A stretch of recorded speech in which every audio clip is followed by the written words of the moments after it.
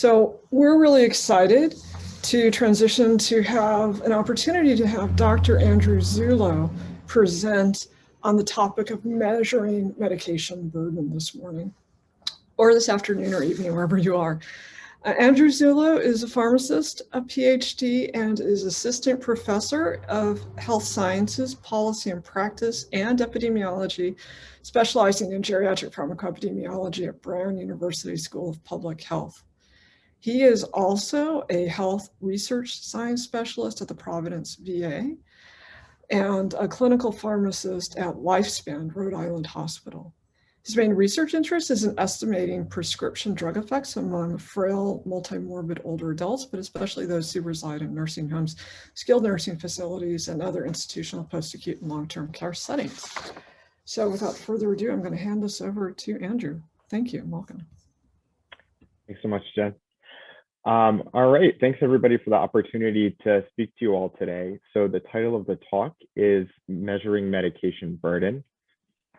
And I'm going to leave my disclosure slide up for you to take a look at while I just tell you a little bit about how this talk came about and what this talk is exactly.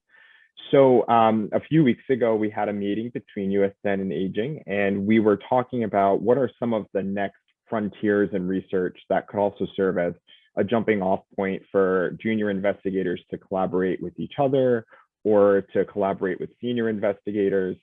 And we settled on this topic of measuring medication burden as one that kind of spans both networks and might be something that sort of lets us reach across to work with one another. So that is sort of in part how this came about. And you know, this is not a talk in which there are a lot of empirical results to show or any actual sort of research that's been done just yet. It's totally conceptual. And probably many of you have talks where, you know, you have this talk down pat, you give it in various forms to different people at different times, you feel very comfortable with it. This is not one of those talks. This is brand new. Like I said, a few weeks ago, we came up with this. So it's very much like early conceptual work and like ideas in progress. So I hope you'll feel like you have lots of latitude and permission to ask tons of questions and think through these topics we're about to talk about. So here's the agenda. This will amount to about 20 minutes of discussion and presentation. And I'm going to jump right into the background, which starts with a question that I'd like to pose. So what exactly is medication burden? This might seem like, you know, a really simple question, almost like laughably simple, like, why would you be asking this?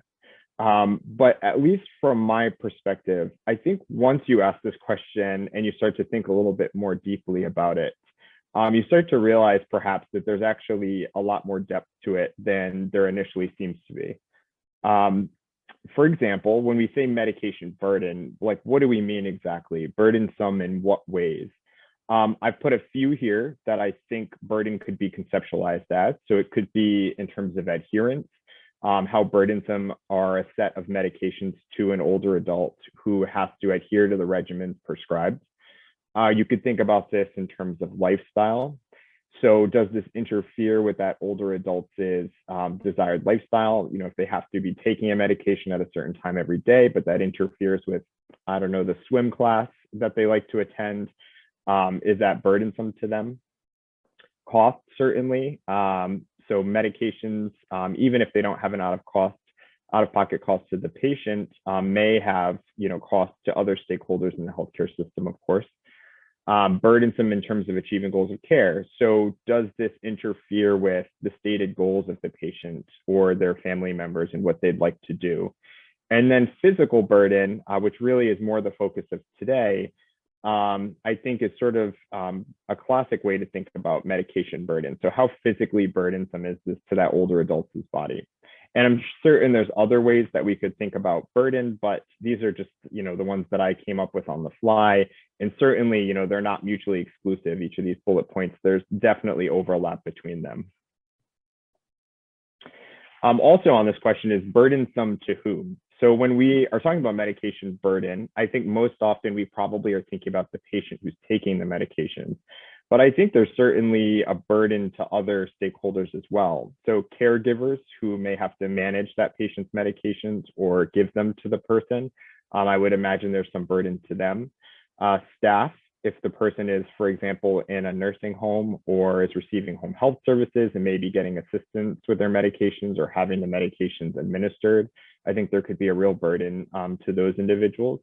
Clinicians who obviously are responsible for prescribing, deprescribing, and otherwise managing person's medications, which obviously takes resources.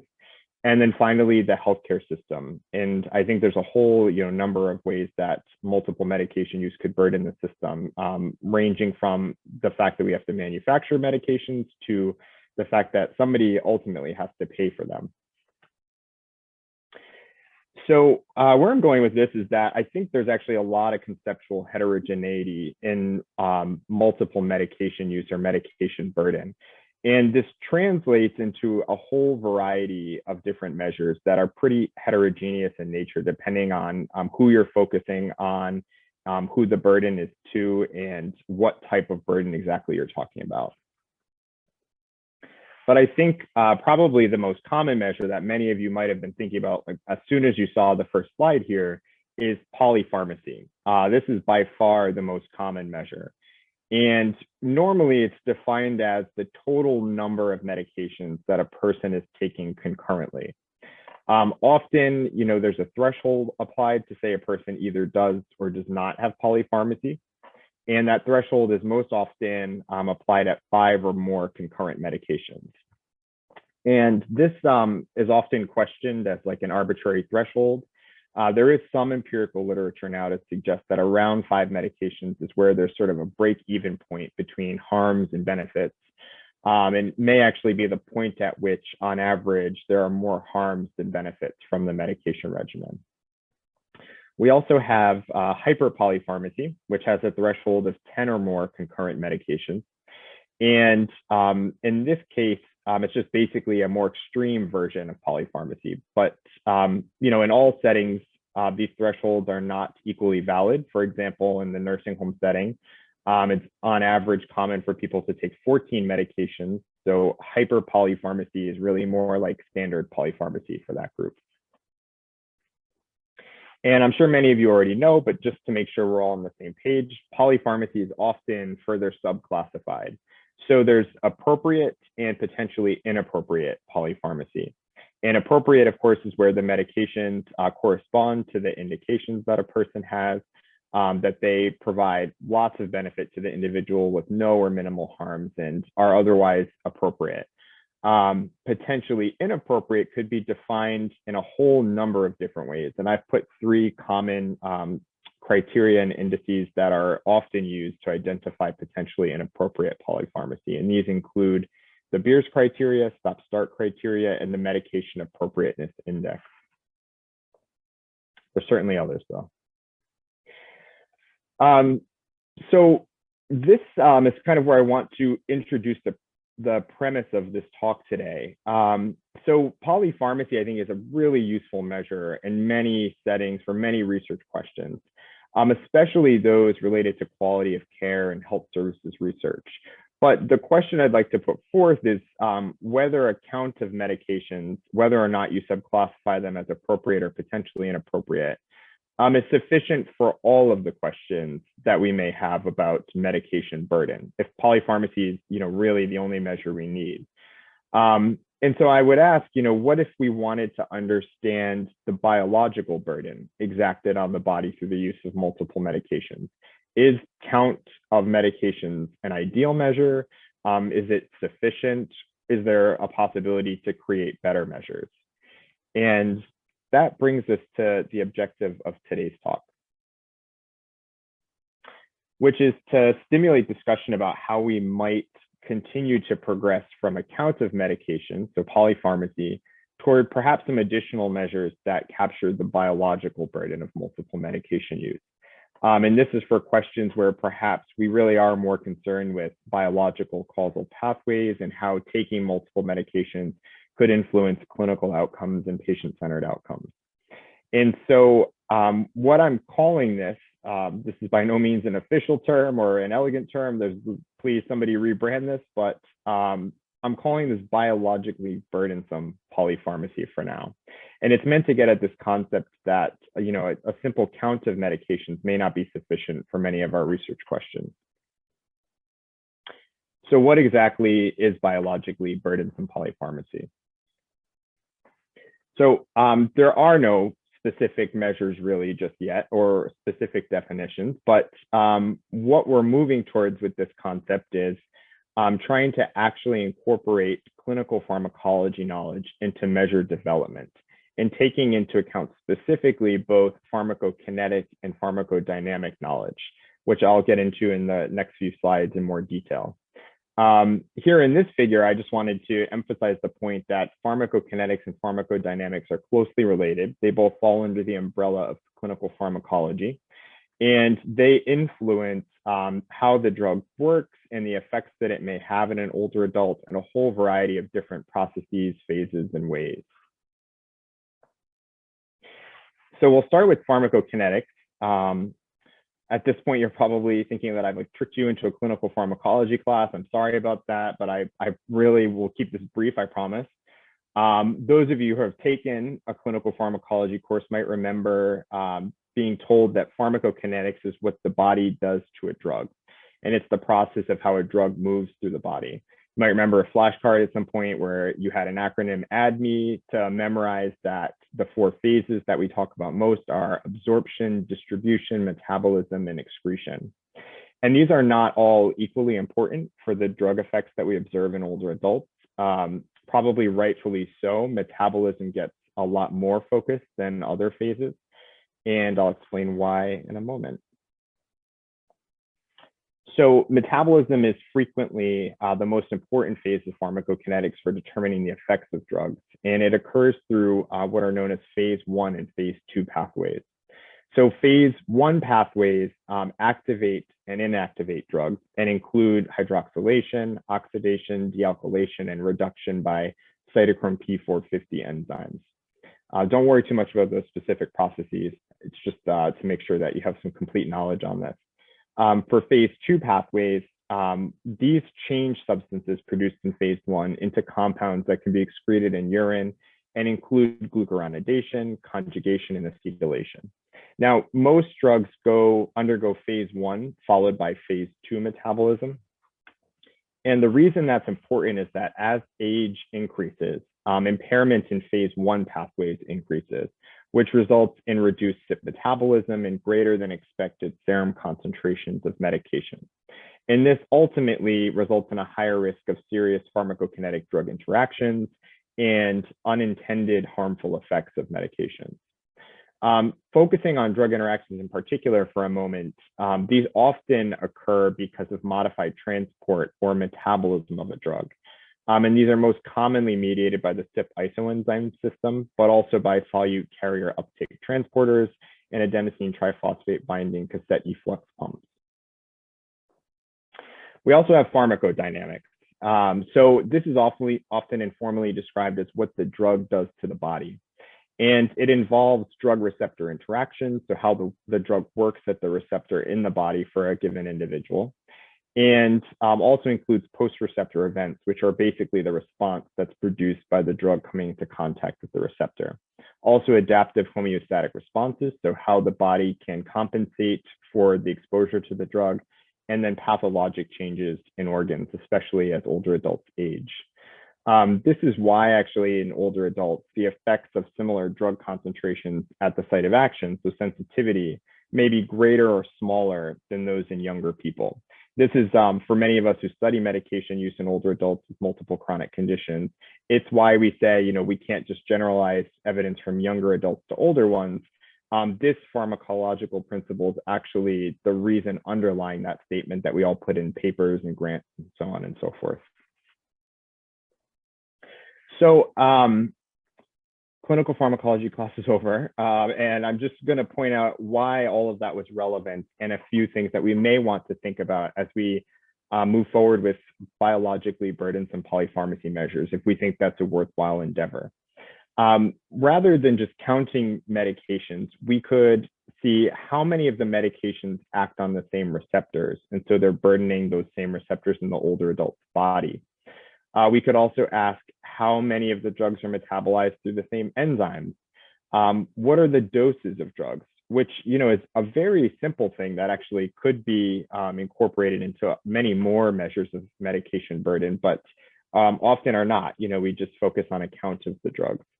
What is known about the dose response of the drug? So there are pharmacology studies that show for every unit increase in dose, what the measured response might be, and whether that response is linear or if it takes some other form or function. We can incorporate information about the maximal effects of drugs.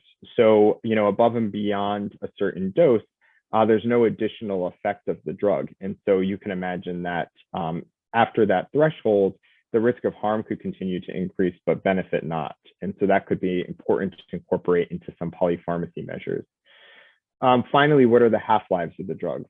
So not all drugs exert their actions over the same amount of time. Not all are cleared as equally quickly. And some drugs hang around for a really long time, but most measures of medication burden don't fully account for that.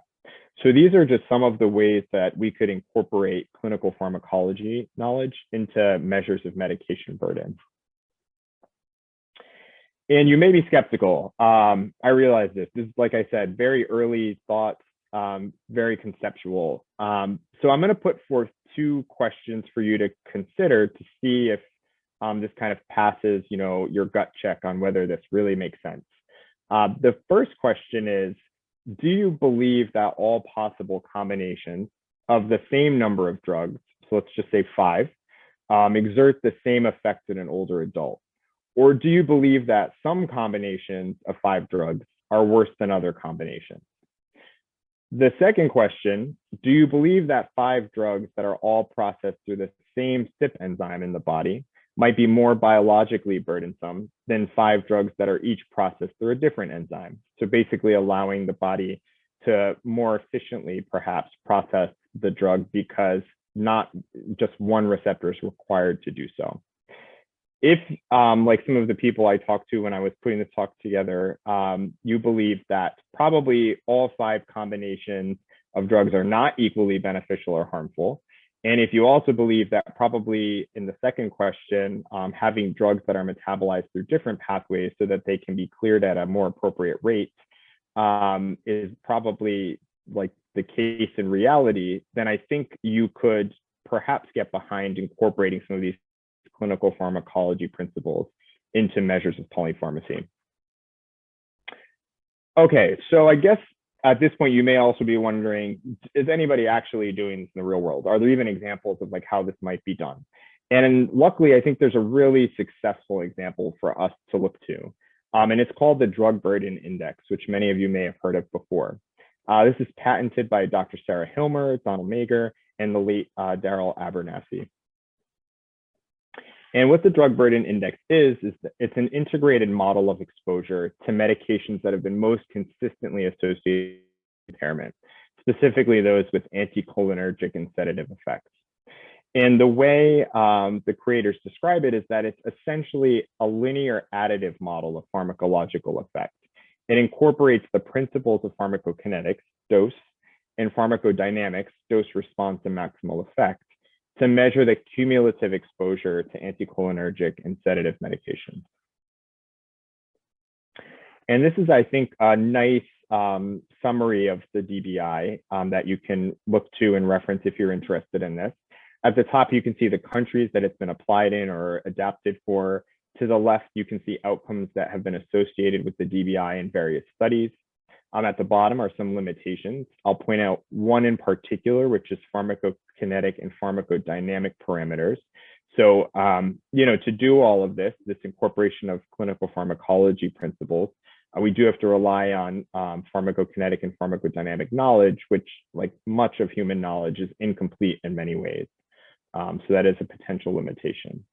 And then over on the right, you can see how the drug burden index is calculated. It's a hyperbolic function that involves pharmacological effect, daily dose, the minimum effective daily dose, and a proportionality constant.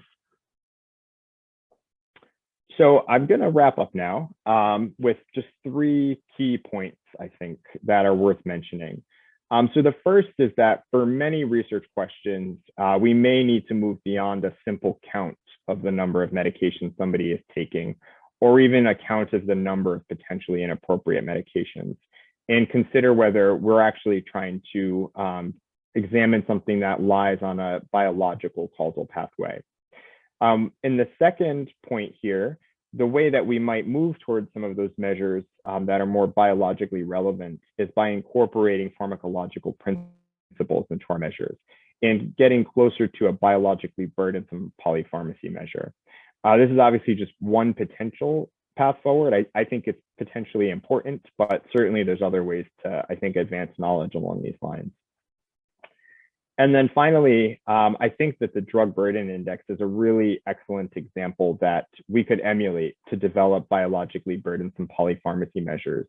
The DBI is specifically for sedative and anticholinergic drug use, but obviously, there's many other types of drug use that we might be interested in. And so we could learn from the DBI, but adapt it perhaps to other settings or types of drugs.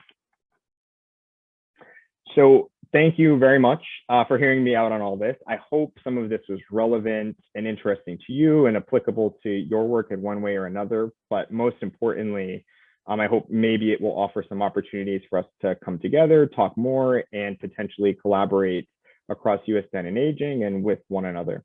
So thank you very much. Thank you, Andrew. Thank you, Dr. Zullo. This is Ken Bookfar. I'm helping lead the session today, and we have a few minutes for questions for Dr. Zullo, and please enter those in the chat. And while we're waiting, I'll just reflect, Andrew, that it seems like your two questions that you posed are testable. Those two questions about the different risks of combinations of drugs, and whether there are worse than combinations than others, and that those kind of research questions would be bridging two steps in the translation pathway. Like trying to link basic science with clinical effects, and so. It seems to me that what you're doing is helping bridge some of these translation steps. Let's see if there are any questions coming in yet. Not yet.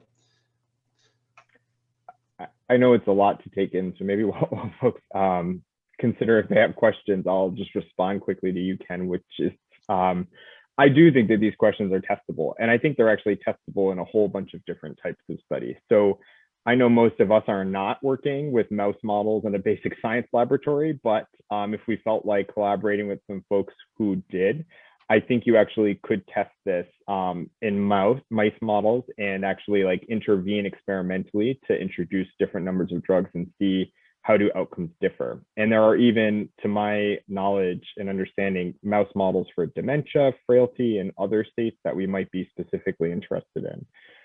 I think this is also testable in observational studies where we could look at different combinations of medications, of course, which I think many of us may have even done previously, and try to understand how outcomes differ, but not just counting the medications, actually putting some a priori hypotheses out there about why differences might exist across those different combinations, perhaps based on metabolism and some of the other pharmacological principles that I introduced. We have a question, Ian, which is one of the complexities of the drug burden index is how to incorporate as needed PRN meds. And do you have a suggestion on how to incorporate these? Yeah, I do. So I think that this is actually more an issue of identifiability and observed or empirical data, because I think probably all of us would agree that PRN meds have some effect. Otherwise, we wouldn't give them. And the real issue is how do we measure those, especially in databases where, they may not be consistently documented, specifically claims data. And I think what that is us basically running into this issue of not being able to identify something that we think is important And so I think the solution is that we have to move to a different data source in that case.